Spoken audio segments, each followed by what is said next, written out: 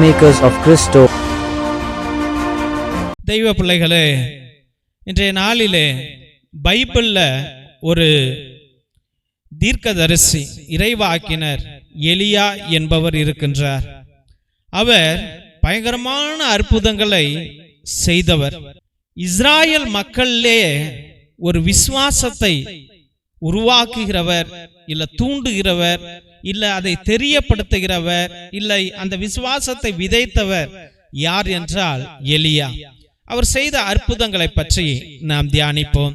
முதல் ராஜாக்கள் அதிகாரம் 18 இறைவசனங்கள் 20 39 வரை பார்த்தால், இஸ்ராயல் மக்கள் நிறைய பேர் செய்கிற பூஜைகளையும், தேங்காய் உடைக்கிறதையும், குங்குமத்தையும், மஞ்சளையும், அவங்க செய்கிற பண்டிகைகளையும், அவங்க செய்கிற விக்கிரக ஆராதனைகளையும் பார்த்து அவர்கள் என்ன செய்வது?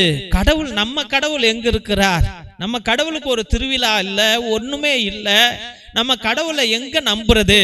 இவங்களாவது கொண்டாடுகிறார்களே என்று விக்கிரக ஆராதனைக்குள்ளாய் செல்லுகிறார்கள். அப்ப தனி ஒரு மனிதனாக நிற்கிறவர் எலியா. அந்த மனிதர் இறைவனை உணர்ந்தவராக இருக்கிறார், இறைவனை அனுபவிப்பவராக இருக்கிறார், அந்த யெகோவா தேவனை ருசி பார்ப்பவராக இருக்கிறார். அவர் சக்தியை அறிந்து அந்த பிள்ளைகளுக்கெல்லாம் சொல்லும் பொழுது அவர்கள் ஏற்றுக்கொள்ள மறுக்கிறார்கள். அப்ப இஸ்ராயல் மக்களுக்கும் பாகால் கடவுளை கும்பிடுகிறவர்களுக்கும் ஒரு பெரிய போட்டி வருது. அப்ப அவர் சொல்லுகிறார், கர்த்தர் தேவனாக இருந்தால் அவரையே பின்பற்றுங்கள் என்று சவால் விடுகிறார். கர்த்தர் தேவனாக இருந்தால் அவரை பின்பற்றுங்கள். இங்க இருக்கிற இந்த உலகத்துல முளைச்ச விதைச்ச செடி கொடிகளையும் மரம் மட்டைகளையும் நீங்க ஆராதிக்க வேண்டாம், உன்னத தேவனை ஆராதியுங்கள் என்று அவர் அந்த பிள்ளைகளை தூண்டுகின்றார். ஆனால் அங்கு ஒரு போட்டி நடக்கிறது. எங்கள் தேவன் நாங்கள் படைக்கிற இந்த படைப்புகளை எல்லாம் இறங்கி வந்து அவர் சாப்பிட்டுட்டு போயிடுவாரு என்று கூறுகின்றார். என் தேவன் தான் உயிருள்ள தேவன் என்று எலியா சவால் விடுகின்றார். அப்ப காலையிலிருந்து மாலை வரைக்கும் எருதுகளையும் இல்ல படைகளையும் வச்சு அங்க அந்த பூஜைகளை செய்கிறாங்க பாகால் கடவுள்கிட்ட. ஒண்ணுமே நடக்கல. ஆனால் எலியா கர்த்தருக்கு பலிபீடம் கட்டி 3 முறை அதுல தண்ணீர் ஊற்றுகிறார். அங்க ஒரே ஒரு சின்ன ஒரு ஜெபம் சொல்லுகின்றார். பயங்கரமான நெருப்பு வந்து வானத்தை பிளந்து வேகமாக வந்து அங்கு படைக்கப்பட்ட படைப்புகளையும் அங்கு இருந்த கல்லு தண்ணி எல்லாத்தையும் அப்படியே எடுத்துட்டு போயிடுது. தெய்வ பிள்ளைகளே, அவ்வேளையில 20,000 பாகாலை வழி நடத்தினவர்கள், வழிபட்டவர்கள் அனைவரும் கொல்லப்படுகிறார்கள். இஸ்ராயல் தேவன்தான், யெகோவா தேவன்தான் உண்மையானவர் என்று அந்த நேரத்தில் அவர்கள் உணர்கிறார்கள். உணர்த்த செய்வது யாரு? தீர்க்கதரிசி எலியா. அப்ப ஒரு இஸ்ராயல் தேசத்திலேயே வல்லமையான ஒரு தீர்க்கதரிசி எலியாவாக இருந்தார் அந்த காலகட்டத்தில்.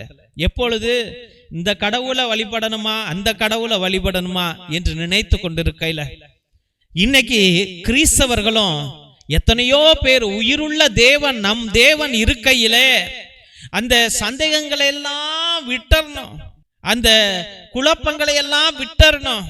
நம்ம பிள்ளைங்க என்ன செய்கிறார்கள்? ஜாதகம் பார்க்க போறாங்க, ராசி பார்க்க போறாங்க, குறி பார்க்க போறாங்க, கிளி ஜோசியத்துக்கு போறாங்க. அங்க அவரு நல்லா மந்திரிக்கிறார், இங்க நல்லா மந்திரிக்கிறார்னு. எல்லாரையும் படைத்த தேவன் நம் தேவன் அல்லவா?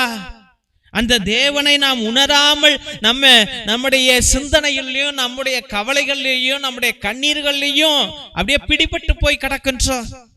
நமக்கு தேவன் இருக்கிறார் என்பதை உணராமல் 24 மணி நேரத்துல ஒரு 5 நிமிஷம் கூட நம்ம கடவுளை பற்றி நினைக்காமல் இந்த உலக பிரச்சனைகளையும் நோய்களையும் வலிகளையும், ஐயோ எப்படி பிழைப்பது, எங்கு போவது, என்ன செய்வது என்று பலவிதமான சிந்தனைகள். அங்க போய் ஒரு சின்ன மாலை வாங்கி போட்டுட்டா தோஷம் கழிஞ்சிடும்னு சொல்றாங்க. இங்க போய் அந்த தாயத்தை கட்டிட்டு வந்தா குழந்தை பிறந்துரும்னு சொல்றாங்க. ஐயையோ, மூட நம்பிக்கைகளில் உளுந்து கிடக்கிறாயே. இதற்கெல்லாம் காரணம் என்ன? உன் மனதில் இருக்கிற பயம். ஐயோ, நம்ம வாழ்க்கை தவறி போயிடுவோமோ, யாராவது வழிகாட்டுவாங்களா என்று ஓடுகிறாய். பயம் இருக்கிற இடத்தில் தெய்வம் இருக்காது. தெய்வ பிள்ளைகளை, தேவன் இருக்கிற இடத்தில் பயம் இருக்கக்கூடாது. அப்ப நம்ம தேவனுடைய பிள்ளைகளாக இருக்கிறோம் அல்லவா? ஏன் பயப்படுகின்றாய்? கண்களை மூடி செபிப்போம். என் நேச பிதாவே, கர்த்தாவாகிய கர்த்தாவே, உம்மை துதிக்கிறோம் ஐயா, மகிமைப்படுத்துகிறோம். யெகோவா தேவனே, அந்நாளிலே பாகால் கடவுளை எல்லாம் கும்பிட்டவர்கள் ஐயா, விக்கிரக ஆராதனை செய்தவர்களை ஐயா, கல்லையும் மண்ணையும் பிடித்து கொண்டவர்களை ஆண்டவரே, மஞ்சளையும் குங்குமத்தையும் பிடித்து கொண்டவர்களை அழித்து போட்டிரே சுவாமி. நன்றி ஆண்டவரே. இன்று நீ ஜீவனுள்ள தேவன், நீ உயிருள்ள தேவன், நீ வாழ்கிற தேவன், நீ வழிகாட்டும் தேவன், ஜீவனை கொடுக்கிற தேவன், எங்களை எல்லாம் வாழ வைத்துக் கொண்டிருக்கிற தேவன் நீர்தான் என்று உம் சக்தியை உணரலப்பா. எலியா உணர்ந்ததை போல அப்பா, அந்த தீர்க்க தரிசி ஆண்டவரே அப்பா, உன்னை பெற்றுக்கொண்டான் சுவாமி. அப்பா, உன் வாழ்க்கையில் ஆண்டவரே அவன் முக்கியத்துவத்தை கண்டானே சுவாமி. அப்பா, அதே போல உன் கிறிஸ்தவ பிள்ளைகளும் ஆண்டவரே உடல் முழுவதும் ஆண்டவரே உன்னை உணரணும் ஆண்டவரே. ஆண்டவரே, அவர்களுக்கு தடங்களாக இருப்பது அவர்களுடைய மனங்களும் தோல்விகளும் பயங்களும் சுவாமி. ஐயா, பயம் என்ன உன்கிட்ட வரவிட மாட்டேங்குது, என் மனம் உன்கிட்ட வரவிட மாட்டேங்குது ஐயா. என்னுடைய உடல், என்னுடைய காம எண்ணங்கள், என்னுடைய தோல்விகள் என்னை உன்னிடம் வரவிட மாட்டேங்குது சுவாமி. ஏசப்பா, தெய்வ கர்த்தாவே அப்பா, எல்லாத்துக்கும் விமோசனமாக வந்த தெய்வமே, இந்த வேளையில உம்மை உணரக்கூடிய கிருபையை கொடுங்க சுவாமி. என் பலகீனங்களை எல்லாம் அகற்றி போடுங்க ஆண்டவரே. என் பிரச்சனைகளை எல்லாம் அகற்றி போடுங்க ஆண்டவரே. என் பயங்களை எல்லாம் அகற்றி போடுங்க ஆண்டவரே. ஏசப்பா, இந்த குழப்பங்கள் இருக்கக்கூடாது. ஐயோ, இந்த தெய்வத்தையா அந்த தெய்வத்தையா என்று ஆண்டவரே வாழ்கிற ஒரே தேவன், சர்வ வல்லவர், நீதி உள்ளவர், வல்லமை உள்ளவர், மகா தேவன், ஆல்பா ஒமேகா நீர்தானே என்று ஆண்டவரே நாங்கள் விசுவசித்து அப்பா தெய்வமே, பரலோகத்தை திறந்து எங்களுக்குள்ளாய் வந்து ஒவ்வொரு பிள்ளைகளையும் நீர் ஆசீர்வதிக்க வேண்டும் என்று ஜெபித்து ஆண்டவரே, இத்தனை நாட்கள் நாங்கள் வேற எங்கேயாவது எதையாவது தொட்டிருந்தாலோ, ஆராதித்திருந்தாலோ, பூஜித்திருந்தாலோ எல்லாத்தையும் விட்டுட்டு உண்மையே பற்றி கொண்டு எங்க வாழ்க்கையில பிரகாச ஒளியை நீர் ஊற்றுவீர் என்று முன்னதோடு ஜெபித்து அருமையான பிள்ளைகளை உம்முடைய பரிசுத்தமான கல்வாரி பாதத்திலே சமர்ப்பித்து ஜெபிக்கிறோம் எங்கள் ஜீவனுள்ள நல்ல பிதாவே. ஆமென், ஆமென், ஆமென். திருசிலுவை ஆசீர்வாதத்தை பெற்றுக்கொள்வோம். தந்தை ஆசீர்வாதத்தின் திருசிலுவை, திருசிலுவை உனக்கும் உன் குடும்பத்திற்கும் வெளிச்சமாய் இருக்கிறது. நரக சர்ப்பம் உனக்கு அதிபதியாக வேண்டாம். சாத்தானே, அப்பாலே போ. அபத்தங்களை இப்பிள்ளைகளுக்கு போதிக்காதே. நீ கொடுப்பது தீது, நீயே அந்த நஞ்சை உட்கொள். நற்கருணை ஆசீர்வாதத்தை பெற்றுக்கொள்வோம். எல்லாம் அல்ல இறைவன், தந்தை, மகன், தூய ஆவியார் உங்கள் அனைவரையும் ஆசீர்வதித்து வழி நடத்தி காத்தருள்வாராக. ஆமென், ஆமென், ஆமென். இயேசுவில் அன்பார்ந்த சகோதர சகோதரிகளே, முதலாக உங்கள் அனைவருக்கும் எங்களுடைய மனமார்ந்த நன்றிகள். எத்தனையோ பேர் உங்களுடைய முயற்சியின் நிமித்தம் உங்க வீட்டில் இருக்கின்ற நல்ல துணிகள், பத்தாத துணிகள், பயன்படுத்தாத துணிகள் மற்றுமாக நோட்டு, புஸ்தகம், பேனா, பேப்பர், பென்சில் என்றும் சோலார் லைட் என்றும் எங்களுடைய சபைக்கு, ஏழை பிள்ளைகளுக்கு, ஏழை குடும்பங்களுக்கு நீங்கள் உதவி கொண்டே வருகிறீர்கள். உங்களுடைய நல்ல உள்ளத்திற்காக என்னுடைய மனமார்ந்த நன்றிகளை தெரிவித்துக் கொள்கின்றோம். நீங்கள் கொடுத்த ஒவ்வொரு பொருளையும் எங்களுடைய பிஷப் தலைமையிலும் எங்களுடைய சபை தலைவர் தலைமையிலும் அது அனுதினமும் பகிர்ந்தளிக்கப்படுகிறது என்பதை அன்போடு தெரிவித்துக் கொள்கின்றோம். அதனுடைய போட்டோ தான் நீங்க எல்லாரும் இப்ப பார்த்துட்டு இருக்கிறீங்க. அதனால உங்களுடைய நல்ல உள்ளத்திற்கு எங்களுடைய மனமார்ந்த நன்றிகளை தெரிவித்துக் கொள்கின்றோம். மற்றுமாக உங்களால் முடிந்த அளவுக்கு உங்களுடைய உற்றா உறவினரிடம் சொல்லி கூட இந்த பழைய துணி, பத்தாத துணி, பயன்படுத்தாத துணிகளையும் மற்றுமாக ஏதாவது நோட்டு பேனா புஸ்தகங்களை கூட நீங்கள் தொடர்ந்து அனுப்பும்படியாக அன்போடு வேண்டுகின்றோம்.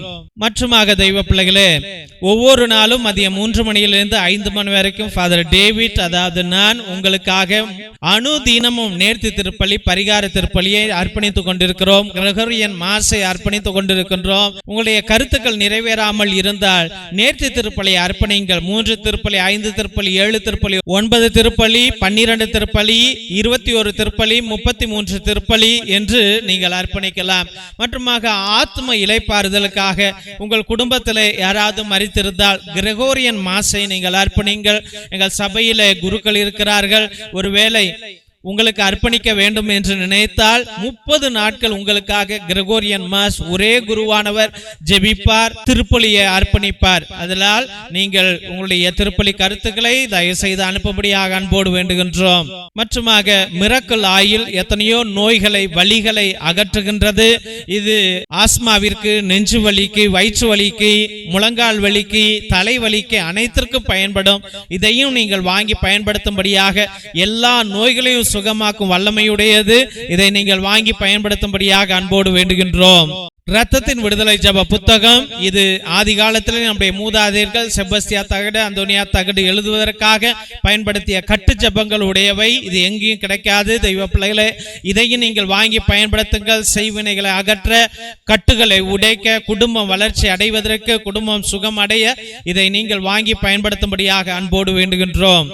மற்றுமாக தெய்வ பிள்ளைகளே, ஒவ்வொரு நாளும் இந்த ஜப வழிபாட்டில் ஈடுபடுவதற்காக நன்றி. உங்களுடைய கருத்துக்களை அனுப்புவதற்காக நன்றி.